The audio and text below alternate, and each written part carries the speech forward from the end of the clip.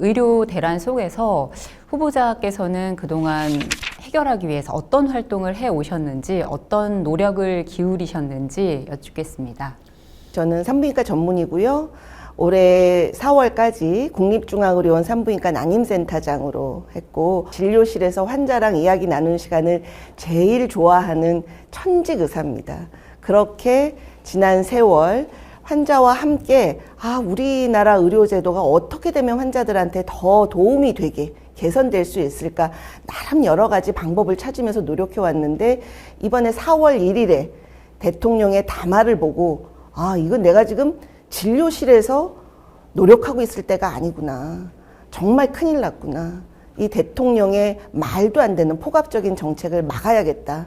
그렇게 해서 사실은 정년이 보장된 직장이었는데 관두고 5월에 대한의사협회 총무이사로 처음 들어와서 보험이사, 기획이사, 대변인 역할까지 하면서 지난 6개월을 그렇게 치열하게 살았습니다. 그런데 안타깝게도 전임 회장님이 탄핵되고 이제 다시 회장 선거가 열릴 때, 제가 병원을 그만두고 나올 때 품었던 뜻을 이제 제대로 펼쳐보기 위해서 회장직에 이렇게 도전하게 됐습니다. 사실 2월부터 4월까지 이제 비상대책위원장을 하면서 2,000명 정원이 어디에서도 논의된 바 없다.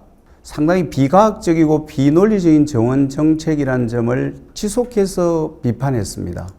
이런 비판 가운데 저희들이 대학교수협의회와 그러면은 우리가 이러한 부분들을 어떻게 하면 밝힐 수 있을까에 대한 논의를 같이 진행했었고, 그러면서 사법부의 어떤 판단을 저희들이 좀 도움을 받자, 그렇게 해서 시작된 행정소송에 의해서 상당히 많은 부분들이 법원의 판단에 의해서 배정심의위원회 결과록이라든지 정원의 절차 과정의 어떤 정당성의 문제점들, 그런 것들을 저희들이 밝혀냈다. 그리고 그러한 부분들이 국회 청문회를 통해서 전 국민이 알게 되었다라는 점이 저는 비상대책위원장으로서 약 3개월 동안 지속해서 원점 재논의에 관한 생각이 흔들리지 않았었고, 그러한 부분들의 문제점을 알렸다는 게 저는 가장 큰 저의 역할이었다 생각하고, 그 이후에 이런 행정명령에 대한 대처 방법이라든지 전공의 어떤 법률적인 지원들에도 저희들이 좀 중점을 두었습니다. 그리고 지역, 직역, 전공의 의대생들을 하나의 목소리를 낼 수 있도록 전체적인 저희들이 소통하고 화합해서 하나의 어떤 결과물이 만들어낼 수 있도록 상당히 노력했다, 그렇게 생각이 들고, 아울러 이제 16개 시도 회장으로서 또 각 지역의 전공의들에 대한 어떤 정신적, 경제적 지원을 위해서 개원이 전공의 간 멘토멘티 맺어 실질적인 도움을 주고자 노력했습니다. 이런 광고에서 죄송하지만 SNUmed.org를 보시면 저희 활동이 거기다 나와 있는데요. 제가 비대위 활동을 하기 시작한 거는 지난 3월 중순 정도였고요. 비대위원장이 된 것은 5월이었고, 그 서울의대 비대위에서 정부에서 말씀하신 것처럼 의사 수에 대한 단일된 안을 가지고 와라 해가지고 또 연구 시작한 거 있고, 사실은 그 연구 결과가 나왔습니다. 그래서 복수의 연구자들께서 연구를 하셨는데 저희가 알기로 적어도 하나는 나왔고요. 그래서 얼마 전에 있었던 KAMC 학술대에서 발표가 됐고, 이 우리나라 의료 체계가 제대로 정상화가 된다면 의사수 늘릴 수 없다는 결론이 나왔습니다. 그래서 저희가 했던 가장 중요한 활동 중에 하나는 정부가 그렇게 내놓으라고 했던 그 과학적인 근거를 가진 의대 정원에 대한 근거, 의대 정원 숫자, 근거를 만들려고 노력을 했고, 그거 자체도 부역이라고 말씀하시는 분들도 계시지만, 그리고 정부에서 이야기하는 그 다양한 패키지, 밀어붙이려고 하는 패키지에 대해서 그게 정말 맞는지 일일이 들여다보는 과정에서 저희가 다 알 수 없기 때문에 여러 전문가들을 만나고, 관계하시는 의료계가 아닌 다른 분들도 만나면서 여러 차례의 심포지움, 포럼 진행하고 나올 때마다 저희 제안을 공부하고 이렇게 의견 모아서 보도자료도 내고 정부로도 보내고 의계특위에도 공문으로 보내고 너네 이렇게 하면 안 된다. 이런 식으로 고치십시오. 의견 내고 하였습니다. 심지어는 뭐 6월에 집단 휴진도 했죠. 전체 휴진, 뭐 일각에서는 그게 휴진이냐, 무기한으로 한다고 해놓고 일주일 만에 끝냈다고 이제 배신감 느끼시는 분들도 많으셨는데 제대로 된 휴진 했었고 일간지를 도배하는 효과가 있었다고 생각하고요. 그렇게 했던 이유는 저희 전공의들이 곧 처벌의 위험에 빠졌다는 믿을 만한 소식 여러 루트로 확인한 소식통으로 확인했기 때문에 강력한 뭔가가 필요하다고 생각해서 했었고요.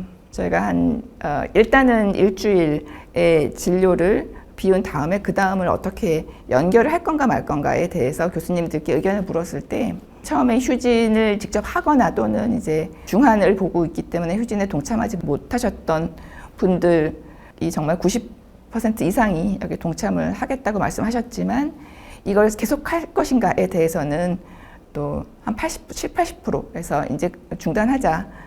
효과가 없고 피해가 너무 크겠다라고 말씀을 하셨기 때문에 중단을 했었습니다.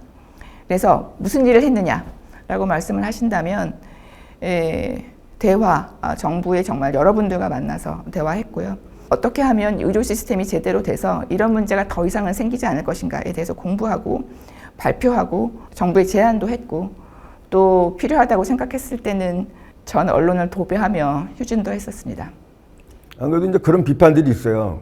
당신 뭐하다 갑자기 또 회장 선거에 나타나느냐. 저는 이미 의료농단 사태가 있기 이전부터 대한민국의 의사들이 하나의 뜻을 모아서 대한민국의 의료를 고치지 않고서는 계속해서 대한민국 의료는 붕괴될 수밖에 없다.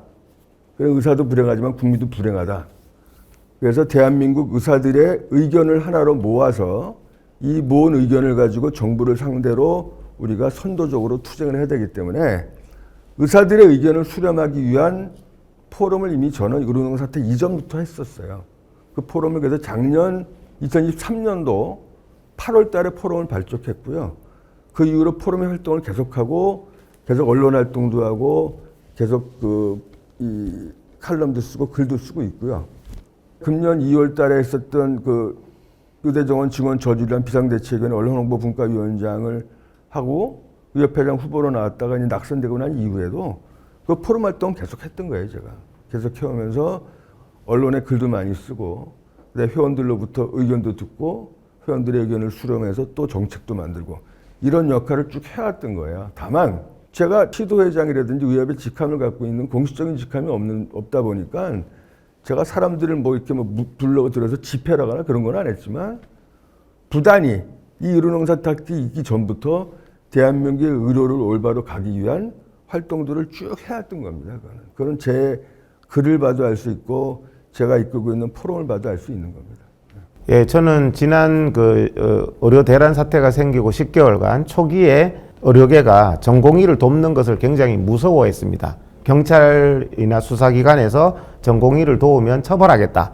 이런 이제 엄포가 있었기 때문에 너도 나도 전공의를 모른다. 전공의를 돕지 않는다. 이렇게 전공의를 외면하고 어려운 처지에 사직을 했기 때문에 수입이 없었지 않습니까? 그때 가장 먼저 경기도의사회가 전공의에 대한 멘토 멘티 프로그램, 쉽게 설명을 드리면 매달 전공의들의 생활비를 도와주는 프로그램을 경기도 의사 회원들 전체를 독려해서 지금까지 진행하고 있습니다. 그래서 경제적인 지원 프로그램을 전국에서 가장 모범적으로 지금까지 지원 금액이 100억이 넘습니다. 사실 어떤 의사회도 그렇게 한 의사회가 없고 그 다음에 이제 법률적인 지원, 사직서 수리 소송도 전국적으로 경기도 의사회가 유일하게 전국의 전공의들의 도움을 다 도와줬는 그런 일들을 해왔고요. 그 다음에 이제 전공의하고 의대생들이 굉장히 어렵고 고통 속에 있을 때 지금 1년째 매주 의료농단 집회를 통해 해오고 있고 그 다음에 윤석열 대통령 출근길에 감히 출근길에 전공의 의대생들과 함께 지금 130일째 출근길에 의료 정상화 시위를 하고 있습니다.